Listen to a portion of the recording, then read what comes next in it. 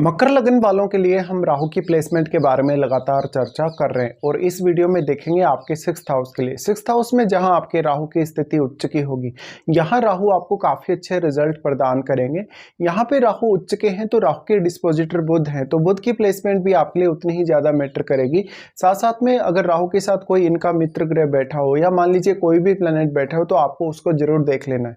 राहु यहाँ है तो राहु विदेश सेटलमेंट के लिए और आपके अर्निंग्स और कैरियर के लिए बहुत ज़्यादा अच्छे रिजल्ट लेकर आएंगे। राहु की ये प्लेसमेंट कहीं ना कहीं आपको सिक्स्थ हाउस से जुड़े हुए मैटर्स में बहुत ज़्यादा सहायता करेगी, जैसे आपकी डेली लाइफ में, रूटीन वर्क में, इसके साथ साथ आपके बॉस और आपके कलीग्स के साथ जो आपके रिलेशनशिप है उनको लेकर भी। यहाँ लेकिन सबसे ज़्यादा तकलीफें आपको तब हो सकती हैं जब राहु या तो किसी बहुत एनर्जेटिक ग्रह के साथ बैठा है या किसी फायरी प्लैनेट के साथ बैठा है, जैसे मंगल या सूर्य के साथ। राहु यहाँ है तो मुख्य तौर पे राहु इस हाउस को काफ़ी मल्टीप्लाई करेंगे। मल्टीप्लाई करने के साथ साथ राहु यहाँ इस हाउस से जुड़ी हुई जितनी भी समस्याएं हैं उनको सहन करने की क्षमता आपको प्रदान करेंगे। तो ये उतना इजी भी प्लेसमेंट नहीं होता कभी कभी, और जातकों को बहुत ज़्यादा स्ट्रगल का भी सामना करना पड़ता है उनकी शुरुआती एज में, लेकिन बाद में जाकर आप इतने ज़्यादा सक्षम हो जाते हैं कि आप काफ़ी ज़्यादा साहसिक प्रवृत्ति का विकास होने की वजह से आगे निकल जाते हैं अपने कैरियर में और बाकी अन्य मामलों में भी। राहु यहाँ है तो ये प्लेसमेंट हो सकता है अगर आपको विदेश में भी सेटल ना करे तो लगातार आपकी विदेश यात्रा होती रहेगी। आपके प्रोफेशन का डायरेक्टली या इनडायरेक्टली संबंध विदेश से हो सकता है। इस प्रकार का जो जातक है अगर वो विदेश के साथ जुड़ के कोई इंपोर्ट एक्सपोर्ट का कोई काम करे या कोई बिजनेस करे तो बहुत ज़्यादा अच्छा रह सकता है। राहु यहाँ अब ये बुध के साइन में है, यानी उच्च की स्थिति में है राहु और जेमिनी साइन है।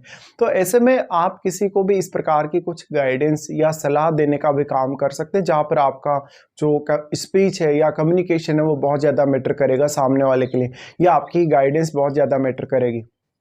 देखिए राहु यहाँ है तो राहु आपको इस हाउस को कहीं ना कहीं रिप्रेजेंट करने के लिए या इस हाउस से संबंधित जितनी भी दिक्कतें परेशानियां आपके जीवन में आने वाली हैं उनको हैंडल करने की बहुत अच्छी क्षमता आप में डेवलप करेंगे। इससे आप काफ़ी ज़्यादा जुझारू होंगे लाइफ में। और मान लीजिए अगर आपने कभी कोई कर्ज लिया है या कभी आपका किसी से कोई विवाद हुआ है, झगड़ा हुआ है, तो आप उन परिस्थितियों से भी काफ़ी ईजिली निपट लेंगे। यहाँ राहु आपके कैरियर के लिए सबसे ज़्यादा बेहतर रिजल्ट लेकर आ सकते हैं, क्योंकि वो आपके कैरियर रिलेटेड जो बाधाएं हैं उनको दूर करने में आपको सक्षम बनाएंगे। लेकिन ये स्थिति लगभग आपको 25 या 28 की एज तक उतना ज़्यादा इजी देखने को नहीं मिलेगा। हो सकता है लाइफ में आपके लगातार जो आपका वर्क प्लेस है उसमें बदलाव होता रहे, या फिर हो सकता है आपके प्रोफेशन में कुछ ना कुछ बदलाव होता रहे। राहु यहाँ है तो अब राहु कितना ज़्यादा एनर्जेटिक तरीके से यहाँ काम करेंगे। अगर राहु के साथ कोई यहाँ फायरी प्लैनेट स्थित होता है तो राहु का एग्रेशन यहाँ काफ़ी ज़्यादा बढ़ जाएगा। बट इस प्रकार का राहु आपको टैलेंट बहुत अच्छा प्रदान करेगा, साथ साथ में आपको पर्याप्त रूप से नेम फेम भी प्रदान करेगा। राहु यहाँ से सबसे पहले एस्पेक्ट करते हैं आपके 10th हाउस को। 10th हाउस शुक्र का घर है, इसलिए अगर शुक्र के घर में यहाँ या तो हो सकता है राहु का ही कोई मित्र ग्रह बैठा हो या स्वयं अगर शुक्र ही स्थित हो तो कैरियर के लिए ऐसा राहु बेस्ट साबित होता है। इस प्रकार का राहु कहीं ना कहीं आपको लीडरशिप के अच्छे गुण देता है, साथ ही साथ पब्लिक डीलिंग या जहाँ जहाँ भी आप कोई भी काम करें वहाँ पर आप एक बहुत अच्छी पोस्ट पे, बहुत बड़ी पोस्ट पे तो राहु आपका काफ़ी ज़्यादा साथ देंगे। अगर मान लीजिए यहाँ राहु का कोई मित्र ग्रह बैठा, जैसे अगर बुध बैठा है या शुक्र बैठे हैं, तो राहु आपको और भी ज़्यादा तेज़ी से आगे बढ़ा सकते हैं और उतना ही ज़्यादा पॉपुलैरिटी दे सकते हैं। राहु की यहाँ जो एस्पेक्ट पड़ रही है 10th हाउस पे, इसकी वजह से कैरियर निर्धारण आपके लिए कभी कभी बहुत ज़्यादा आसान हो जाता है। इसके साथ साथ लेकिन कैरियर को लेकर बहुत ही स्ट्रॉन्ग ऑब्सेशन आप में रहता है। इसके साथ साथ आप काफ़ी ज़्यादा जुझारू रहते हैं, आप स्वयं को जानने में बहुत ज़्यादा सक्षम होते हैं, साथ साथ में अपनी क्वालिटीज़ को समझने में भी बहुत ज़्यादा सक्षम होते हैं। तो राहु का ये जो प्रभाव है ज़्यादातर आपके फेवर में रहेगा।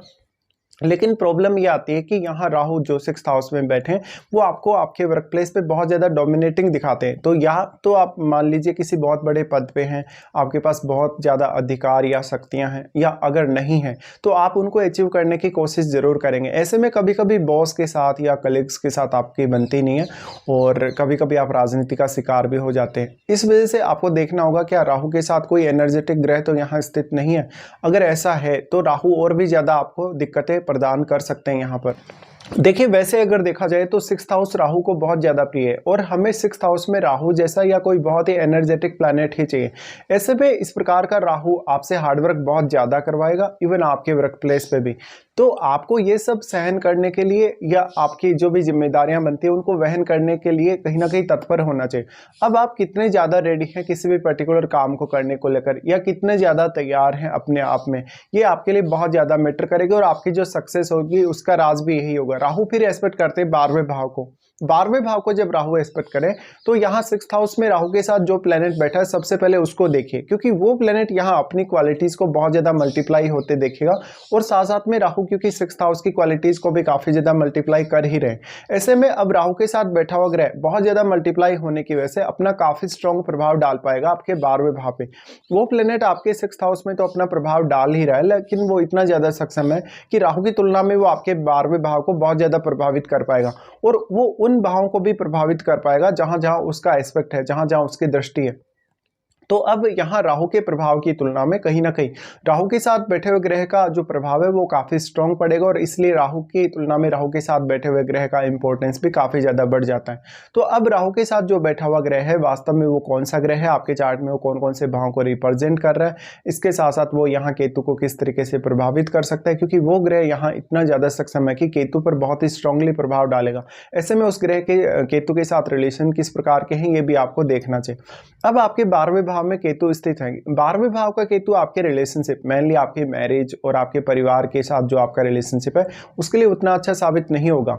यहाँ पे आपको केतु आध्यात्म की तरफ ले जाने की काफी स्ट्रॉन्ग कोशिश कर रहे हैं, इसलिए आपको देखना होगा वास्तव में 12वें भाव पर और कौन कौन से प्लैनेट्स का प्रभाव है। तो 12वें भाव में जब राहु का एस्पेक्ट पड़ रहा है तो ये विदेश सेटलमेंट या विदेश में आगे बढ़ने, विदेश में जाकर उन्नति करने के लिए बहुत ज़्यादा अच्छा है, विदेश में अपना करियर बनाने के लिए बहुत ज़्यादा अच्छा है, या फिर विदेश के साथ जुड़ के आप कोई बिजनेस भी करें तो भी आपका साथ देगा। लेकिन अगर मान लीजिए 12वें भाव में केतु के साथ कोई एनर्जेटिक ग्रह है, कोई बहुत फायरी प्लैनेट है, तो ये आपके सेहत के लिए भी अच्छा नहीं होने वाला। इसके साथ साथ कहीं ना कहीं सेहत को लेके तो आप ध्यान रखेंगे ही, और आपके जो खर्चे हैं लाइफ में, जो डेली लाइफ के खर्चे हैं या जो आपके बहुत बड़े खर्चे जैसे कोई प्रॉपर्टी वगैरह का खर्चा है, कोई आपने गाड़ी वगैरह लिया उसके लिए कोई खर्चा है, उन खर्चों पर आपका ज़्यादा ध्यान होना चाहिए। राहु का जो एस्पेक्ट 12वें भाव पे पड़ रहा है वो आपको मैरिड लाइफ में भी काफ़ी ज़्यादा असंतुष्टि लाएगा। हो सकता है कि कभी कभी आप अपने करियर पर फोकस्ड रहने की वजह से आप अपने घरेलू जीवन को या वैवाहिक जीवन को पूर्ण रूप से समय नहीं दे पा रहे हो। फिर राहु का एस्पेक्ट यहाँ से होगा आपके 2nd हाउस पे। अब 2nd हाउस पे जब राहु एस्पेक्ट करेंगे तो यहाँ आपको काफ़ी धनवान बनाने की कोशिश राहु करेंगे। मान लीजिए आपने कोई लोन वगैरह भी लिया है तो वो लोन भी आप इजीली रीपे कर सकेंगे। 2nd हाउस के स्वामी आपके चार्ट में शनि है, तो शनि की प्लेसमेंट तो आपके लिए वैसे भी बहुत ज्यादा मैटर करती है, क्योंकि राहु शनिवत ही चलते हैं, इसलिए शनि आपके चार्ट में ठीक स्थिति में जरूर होने चाहिए। यहाँ अब 2nd हाउस पर राहु का प्रभाव है तो आपकी वाणी बहुत ज्यादा प्रभावशाली हो सकती है, आपके जो संपर्क में जो लोग हैं उनके साथ आपका वार्तालाप बहुत इफेक्टिव हो सकता है।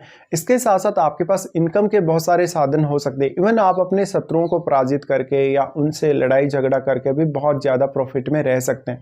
तो इस प्रकार का राहु आपको बहुत कुछ करने में सक्षम बनाता है, साथ ही साथ वो फैमिली की जो जितने भी रिक्वायरमेंट्स हैं उनको पूरा करने में भी सक्षम बनाता है। लेकिन अक्सर अगर 2nd हाउस में कोई बहुत एनर्जेटिक या कोई बहुत फायरी प्लैनेट बैठेगा तो वो फैमिली के साथ आपके रिलेशंस को काफ़ी ज़्यादा प्रभावित करेगा और आपकी वाणी में भी वो काफ़ी ज़्यादा एग्रेशन लाएगा। अब देखिए आपको यहाँ राहु के जो रिजल्ट हैं कहीं ना कहीं उनके लिए इस प्रकार से भी विचार करना चाहिए कि आपको क्या वास्तव में राहु की महादशा है या राहु के साथ बैठे हुए ग्रह की महादशा भी अगर है तो उस पर भी आपको विचार करना चाहिए।